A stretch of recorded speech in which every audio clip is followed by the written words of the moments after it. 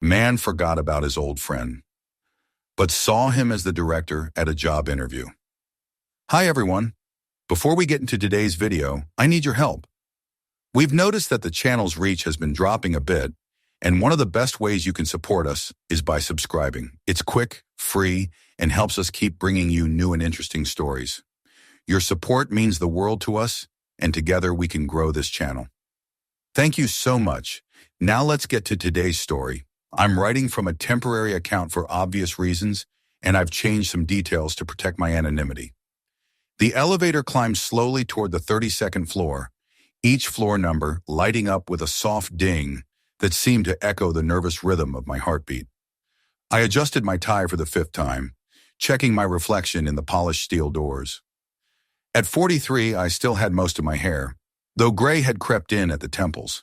The suit was expensive, one of the last remnants from my better days, and I hoped it still projected the confidence I desperately needed to feel. This interview could change everything. After 8 months of unemployment, of watching my savings dwindle and my wife's patience wear thin, Meridian Industries represented hope. A senior marketing position, excellent salary, the kind of job that could put my career back on track and restore some dignity to my life. I'd prepared for weeks, researched the company inside and out, practiced answers to every possible question, even drove by the building twice just to familiarize myself with the route. Nothing could go wrong today. Nothing. The elevator stopped with a gentle bump, and the doors slid open to reveal a sleek reception area. Glass walls, modern furniture, the subtle hum of success that expensive offices always seem to carry. The receptionist, a young woman with a professional smile, looked up as I approached. "David Mitchell for Mr. Chen," I said, my voice steadier than I felt. "Of course, Mr. Mitchell. Please have a seat. Mr. Chen will be with you shortly." Chen. I'd researched him too, though information had been surprisingly scarce. The company website mentioned he'd been with Meridian for 15 years, worked his way up from an entry-level position, a success story, the kind of executive who understood the value of hard work and determination. Someone who might appreciate my experience, my hunger to prove myself again. I settled into one of the leather chairs and tried to calm my nerves. The morning newspaper lay on the coffee table, but I couldn't focus on the headlines. Instead, my mind wandered to the path that had led me here. 3 years ago, I'd been riding high, senior vice president at Morrison Associates, corner office, secretary, expense account, the whole package. I'd worked 16-hour days to get there, climbed over colleagues when necessary, made the hard decisions that others couldn't stomach. Success required sacrifice, and I'd been willing to make them. Then the market shifted. Our biggest client pulled their account. Budget cuts became layoffs. The company restructured, and suddenly my position was redundant. 22 years of loyalty meant nothing. They gave me 6 months severance and a handshake. I'd been confident it would be temporary. A man with my experience, my track record, companies would be fighting over me. But months turned into seasons. Interviews led to polite rejections, and slowly the awful truth settled in. I was expendable. In an economy full of younger, cheaper alternatives, 43 suddenly felt ancient. "Mr. Mitchell?" I looked up to see the receptionist standing beside me. Had I been lost in thought that long? "Mr. Chen will see you now. Conference room B, just down the hall." I straightened my tie one more time and walked toward the indicated door, my leather shoes clicking against the polished floor. Through the glass walls, I could see the conference room, a long table, several chairs, and a figure sitting at the far end with his back to me. I knocked gently and heard a voice call, "Come in." I opened the door, stepping into the room with what I hoped was confident posture, ready to deliver my practiced opening line. But as the figure at the table turned to face me, the words died in my throat. The face was older, more lined, wearing expensive glasses and a perfectly tailored suit. But the eyes were unmistakable, dark brown, intelligent, with that slight crinkle at the corners that came from years of easy laughter. Eyes I'd known since we were 7 years old. Tommy Chen, my childhood best friend. The boy I'd abandoned when success called my name. For a moment, we simply stared at each other across the polished conference table.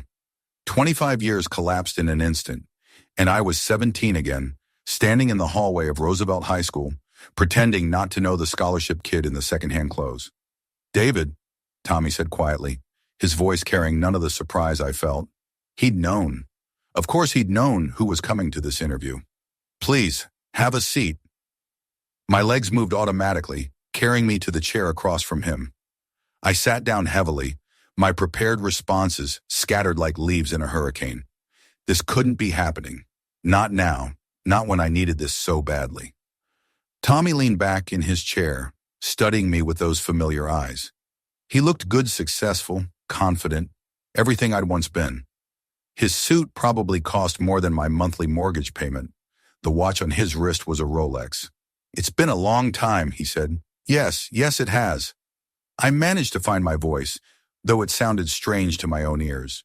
Mr. Chen, I had no idea. That I worked here? No, I suppose you wouldn't." His tone was neutral, professional, but there was something underneath it. Not anger exactly, something worse. Disappointment that had aged into indifference. He opened the folder in front of him. My resume, my carefully crafted summary of achievements and experiences. How small it all seemed now. How hollow. "Your resume is impressive," Tommy said, scanning the pages. "Morrison Associates, Senior Vice President. That's quite an accomplishment." "Thank you. Tell me, how did you hear about this position?" The question was standard, one I'd prepared for, but sitting across from Tommy Chen, the boy who'd shared his lunch with me when I forgot mine, who'd spent countless afternoons helping me with math homework, who'd believed we'd be friends forever, it felt impossible to give corporate answers. "Through a headhunter," I said finally. "The position seemed like a good fit for my experience." Tommy nodded, making a note in the folder. "And what draws you to Meridian Industries specifically?" I launched into my prepared response about market leadership and innovative approaches, but the words felt like ash in my mouth. Tommy listened politely, occasionally nodding, his expression giving nothing away. But I knew him, had known him better than anyone, once upon a time. I could see the way his jaw tightened slightly when I mentioned building dynamic teams. Could catch the fleeting shadow that crossed his face when I spoke about loyalty and dedication. He remembered. Of course he remembered. The memories I'd buried for decades came flooding back with brutal clarity. Tommy and me at 8 years old, building elaborate Lego cities in his cramped apartment above his parents' restaurant. His mother always insisted I stay for dinner, ladling extra helpings onto my plate, despite the fact that food was clearly scarce in their household. Tommy at 12, defending me from the 8th grade bullies who'd cornered me behind the gym. He was smaller than them, but fierce in that quiet way that made older kids think twice about pushing too hard. Tommy at 15, staying up all night to help me finish the chemistry project I'd procrastinated on. We'd worked in his kitchen while his parents prepared for the morning rush, the smell of noodles and garlic mixing with the sharp scent of laboratory chemicals. Tommy at 16, getting his first job washing dishes at the restaurant to help his parents with rent.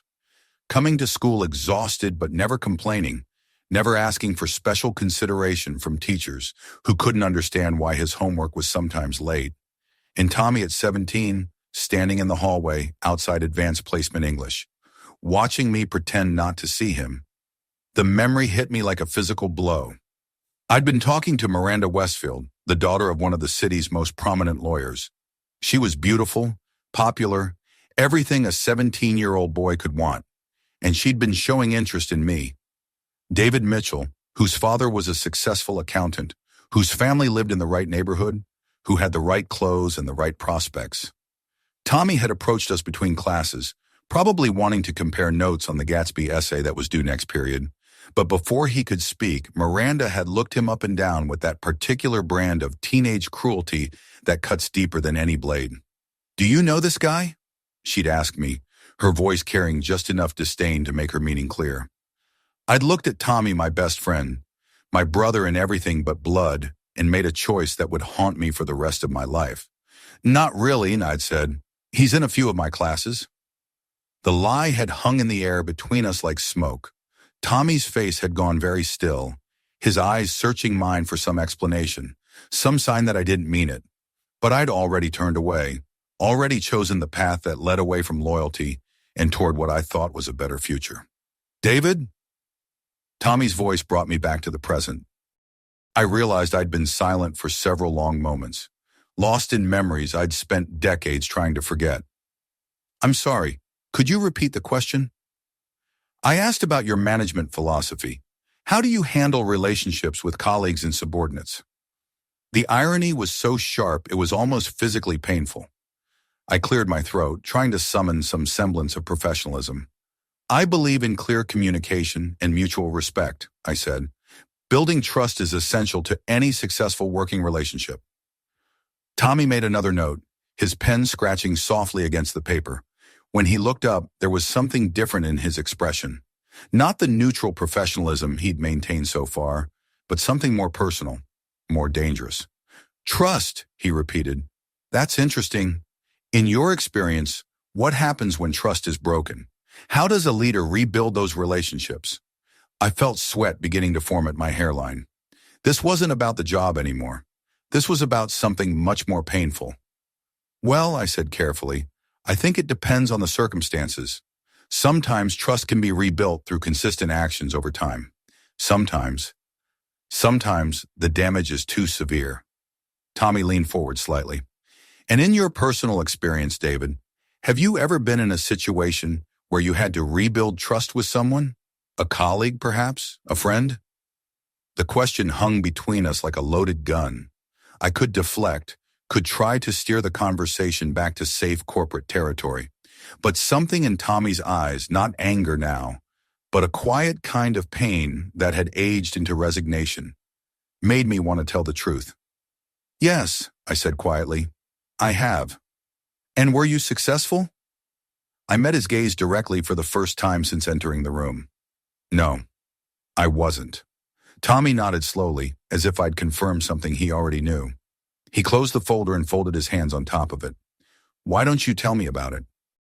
It wasn't a question, not really. It was a request, maybe even a demand. And suddenly I found myself wanting to explain, needing to explain, even though I knew it was probably too late for explanations. There was someone, I began, my voice rougher than I had expected. In high school, my best friend actually. We'd been close since we were kids, but when I got older, when social status started to matter more, I trailed off, unsure how to continue without making it worse. You abandoned him, Tommy said simply. Yes, because he wasn't useful to your ambitions anymore. It wasn't that calculated, I protested, then stopped. Was I really going to lie to him again? Actually, maybe it was. I was 17 and stupid, and I thought popularity was more important than loyalty. And now? I looked around the conference room, with its expensive furniture and floor-to-ceiling windows offering a view of the city I'd spent my entire adult life trying to conquer. Success, I'd learned the hard way, was more fragile than I'd ever imagined. Now I know better, I said, but knowing better doesn't undo the damage. Tommy was quiet for a long moment, studying something beyond my shoulder. When he spoke again, his voice was soft, almost reflective. Do you know what happened after high school, David? I shook my head. I'd made a point of not keeping track of Tommy's life, partly from shame and partly from a deliberate effort to move forward without looking back. I went to state on a full scholarship, worked 30 hours a week at the campus cafeteria to pay for textbooks and expenses, graduated summa cum laude with a degree in business administration. He paused, his fingers drumming silently against the table. I was valedictorian, actually. Gave a speech about loyalty and perseverance. The words hit me like individual blows. Valedictorian, full scholarship. Everything he'd achieved while I was coasting through an expensive private college on my father's money.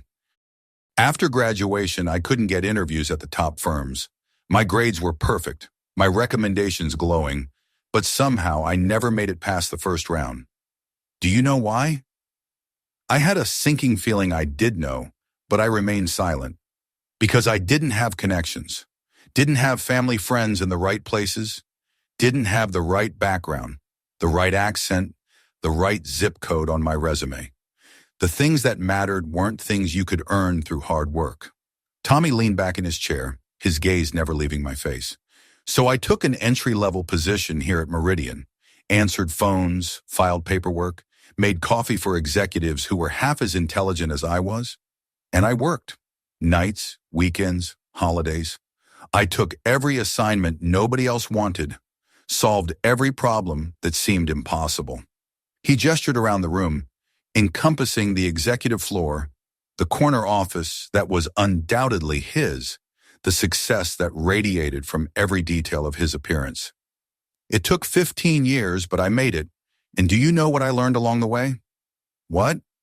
That the friends who matter are the ones who stand by you when standing by you costs them something. Everyone else is just, networking. The silence that followed was deafening.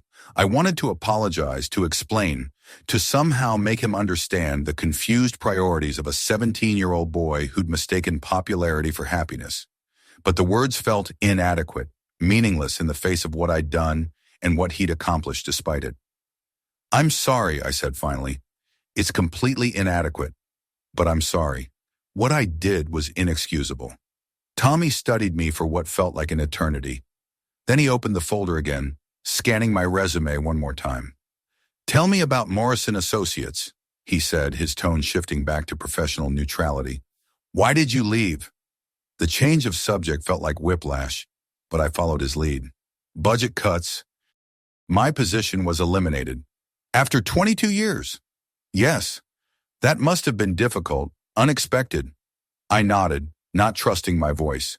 "And now you're here, interviewing for a position that would report directly to me." The reality of the situation settled over me like a heavy blanket. I was asking Tommy Chen, the boy I'd betrayed, the man who'd succeeded despite my abandonment, to give me a job, to trust me with his company's success after I'd proven I couldn't be trusted with our friendship. "The irony isn't lost on me," I said quietly. Tommy closed the folder and stood up. For a moment I thought the interview was over, that he was about to escort me out with a polite rejection. Instead, he walked to the window, gazing out at the city skyline. "Do you know what the hardest part was?" he asked without turning around. "What?" "It wasn't the poverty or the long hours or even the discrimination. It was losing faith in friendship itself, spending years wondering if anyone who claimed to care about me would walk away the moment it became inconvenient." He turned back to face me, and I was struck by how much older he looked in profile, how the success hadn't erased the lines of exhaustion around his eyes. "I had trust issues for years, David. Decades. I built this career alone because I'd learned not to depend on anyone else. It's a lonely way to live." I felt something crack inside my chest. "Tommy, I'm not telling you this for sympathy," he interrupted. "I'm telling you because you asked about rebuilding trust, and I wanted you to understand the full cost of what broken trust looks like." He walked back to the table and sat down, fixing me with that steady gaze I remembered from childhood. "This position requires someone who can build and maintain relationships with clients, colleagues, and subordinates. Someone who understands that business success is built on human connections. Someone who can be trusted to represent this company's values."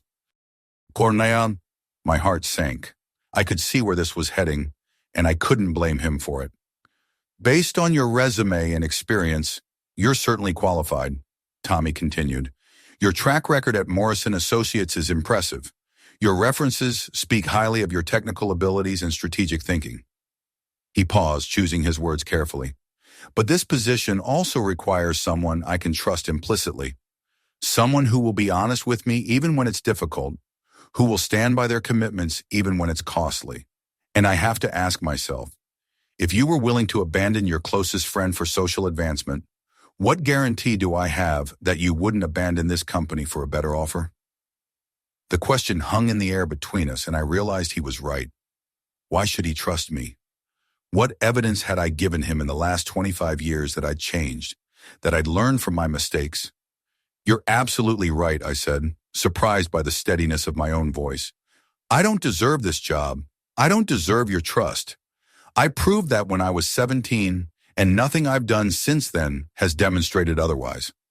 Tommy raised an eyebrow, clearly not expecting such a direct admission. But, I continued, I want you to know that walking away from our friendship is the single biggest regret of my life. Not because of where you are now, not because you could help my career, but because you were the best person I knew, and I threw it away for something that turned out to be meaningless. I stood up, straightening my jacket with hands that were surprisingly steady. I don't know if this helps, but I need you to know that I remember everything. The way you shared your lunch when I forgot mine. The hours you spent helping me with homework. The way you stood up for me when I was too scared to stand up for myself. You were a better friend to me than I deserved, and I've thought about that every day for 25 years. Tommy's expression had shifted, the professional mask slipping slightly to reveal something more complex underneath. I became successful, Tommy, but I became someone I don't particularly like. Someone who values achievement over relationships, who treats people as stepping stones instead of human beings. The kind of person who abandons their best friend in a high school hallway. I moved toward the door, then paused with my hand on the handle. You asked if I'd ever successfully rebuilt trust with someone. The answer is no, because I never tried. I was too ashamed, too proud, too convinced that some mistakes can't be forgiven. Maybe I was right about that. But I want you to know that if I could go back and change one thing about my life, it wouldn't be my career choices or my investments or any of the decisions that led to me needing this job. It would be that moment in the hallway when I chose popularity over friendship. Tommy had remained silent throughout my speech, his expression unreadable. Now he stood up slowly, walking around the table until he was standing directly in front of me. Sit down, David. Tommy, it's okay. I understand. Sit down. The quiet authority in his voice reminded me of the boy who'd faced down bullies twice his size. I returned to my chair, uncertain what was happening but willing to follow his lead. Tommy sat down across from me again, but this time there was something different in his posture, something less formal and more personal. Do you remember, he said quietly, the night before our senior year started? We were sitting on the roof of my parents' restaurant, talking about the future. I did remember. It had been one of the last times we'd really talked, just the two of us, before the social pressures of senior year had driven a wedge between us. You said you were scared, Tommy continued. Scared that you weren't smart enough to get into a good college? Scared that you'd disappoint your father? Scared that you'd end up ordinary? The memory was vivid now, painted in the warm glow of late summer and the smell of cooking oil from the restaurant below. I told you that fear was normal, that everyone felt that way sometimes, and you said something I never forgot. I waited, not trusting myself to speak. You said that the worst thing about fear was how it made you do things you knew were wrong, how it turned decent people into cowards. Tommy leaned forward, his elbows on the table. I think about that conversation a lot, David, because what happened between us wasn't really about social status or ambition. It was about fear. You were terrified of being left behind, of not measuring up, of not becoming the person you thought you needed to be. And that fear made you do something you knew was wrong. I felt tears threatening for the first time since entering the room. That doesn't excuse it. No, Tommy agreed. It doesn't excuse it, but it helps me understand it. He was quiet for a moment, seeming to wrestle with some internal decision. I'm going to tell you something, David, and I need you to listen carefully. Are you listening? I nodded. The position you're interviewing for? I've been trying to fill it for 8 months. I've interviewed dozens of candidates, all with impressive credentials, all saying the right things. And do you know what every single one of them lacked? I shook my head. The capacity for genuine remorse, the ability to acknowledge their mistakes without making excuses, the courage to be vulnerable.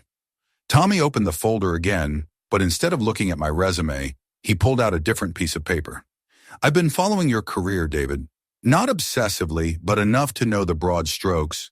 Morrison Associates, the promotion to senior VP, the projects you led, the clients you landed, the reputation you built. I stared at him in surprise. You have?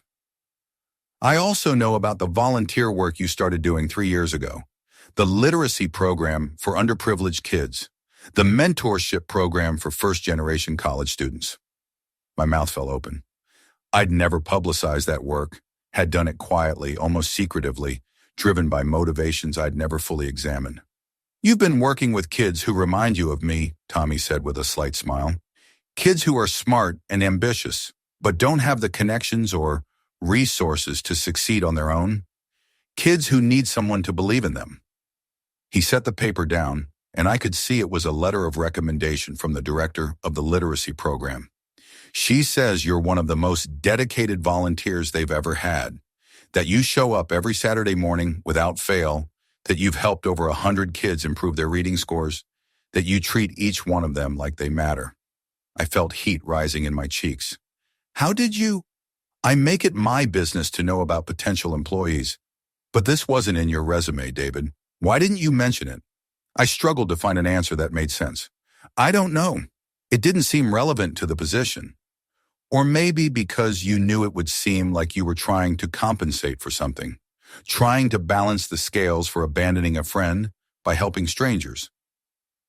The accuracy of his observation hit me like a physical blow. That was exactly what it had been, at least at first. A kind of penance I'd never consciously acknowledged. Was it working? Tommy asked gently. The volunteer work. Did it make you feel better about what happened between us? I considered lying, then realized I'd done enough of that for one lifetime. At first, maybe, but then it became something else. Those kids. They reminded me of who I used to be before I got so caught up in trying to be someone else. They reminded me of you, yes, but also of the part of myself I'd lost. Tommy nodded slowly.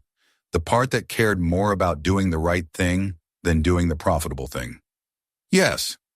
The part that understood that success means nothing if you achieve it by stepping on the people who care about you. Yes. Tommy closed the folder and leaned back in his chair. For the first time since I'd entered the room, he smiled. Not the professional courtesy smile he'd worn during the interview, but something genuine and familiar. I'm going to offer you the position, David. I felt my world tilt on its axis. What? I'm going to offer you the position. Senior Marketing Director, reporting directly to me. The salary is competitive, the benefits are excellent, and the work is challenging. I stared at him, unable to process what I was hearing. Tommy, I don't understand. After everything, you're the person I need for this job, not despite what happened between us, but because of it. He stood up and walked to the window again, his hands clasped behind his back.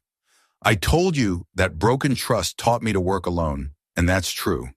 But it also taught me to recognize genuine remorse when I see it. Most people, when they make mistakes, they make excuses. They blame circumstances or other people or bad timing. They do anything except take full responsibility. Tommy turned back to face me. You didn't make excuses, David. You didn't try to minimize what you did or explain it away. You owned it completely, and that tells me something important about who you've become. I felt overwhelmed, grateful, and terrified all at once. What if I disappoint you again? Then you'll disappoint me again, Tommy said simply.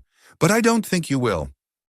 The man who spent 3 years volunteering with underprivileged kids isn't the same 17-year-old boy who chose popularity over friendship. He walked back to the table and extended his hand. Besides, he said with a grin that reminded me powerfully of the boy I'd once known, I figure after 25 years, I'm due for a little revenge. And what better revenge than making you work for the friend you abandoned? I laughed despite myself, recognizing both the humor and the deeper truth in his words. I stood up and took his hand, feeling the firmness of his grip and the warmth of genuine forgiveness. Thank you, I said, my voice rough with emotion, for the job, but more importantly, for the second chance. Don't thank me yet, Tommy replied.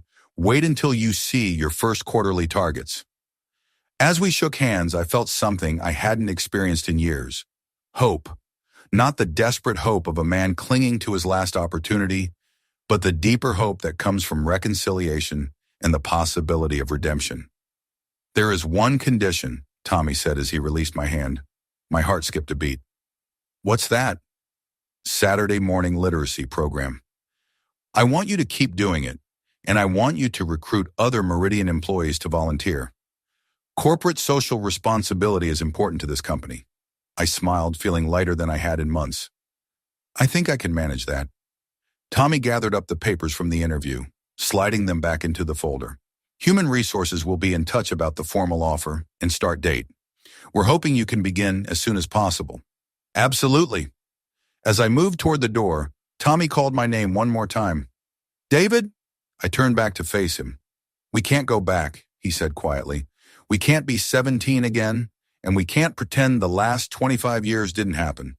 But maybe we can build something new, something better. I nodded, not trusting my voice to remain steady. I'd like that, I managed to say. I'd like that very much. As I left the conference room and walked back toward the elevator, I felt the weight of the last 8 months lifting from my shoulders. I had a job, a real chance to rebuild my career and my life. But more than that, I had something I'd thought was lost forever. The possibility of reclaiming a friendship I'd thrown away in a moment of cowardice and fear. The elevator doors opened, and I stepped inside, watching the floor numbers count down as I descended back to street level. But for the first time in years, I wasn't thinking about falling. I was thinking about rising, about second chances, and about the unexpected ways life sometimes allows us to correct our worst mistakes. When I reached the ground floor and stepped out onto the busy sidewalk, I pulled out my phone to call my wife with the good news. But before I dialed, I paused to look back up at the gleaming office tower that housed Meridian Industries. Somewhere up there, 32 floors above the street, was the boy I'd once known better than anyone else in the world. The boy who'd become a man of uncommon grace and wisdom, who'd understood that true strength sometimes means offering forgiveness to those who don't deserve it. I thought about all the years we'd lost, all the conversations that had never happened, all the shared experiences that existed now only in memory. They were gone, irretrievably gone, and nothing could bring them back. But tomorrow I would walk into that building as Tommy Chen's employee. We would work together, building something new from the ashes of what we'd lost. It wouldn't be the same as the friendship we'd shared as children. Too much had happened. Too much time had passed for that kind of innocence to be reclaimed. But maybe, just maybe, it would be something even more valuable. A relationship forged not in the easy camaraderie of childhood, but in the harder-won understanding that comes from forgiveness and the courage to try again. As I dialed my wife's number, I found myself smiling, really smiling for the first time in months. The job was important, the salary was necessary, the career prospects were exciting. But the real gift was simpler and more profound. The chance to discover who I might become if I stopped running from my past and started learning from it instead. The phone rang once, twice, and then my wife's voice came through, warm and familiar and full of hope. David, how did it go? It went well, I said, watching the afternoon sunlight reflect off the windows of Meridian Industries. It went very well indeed.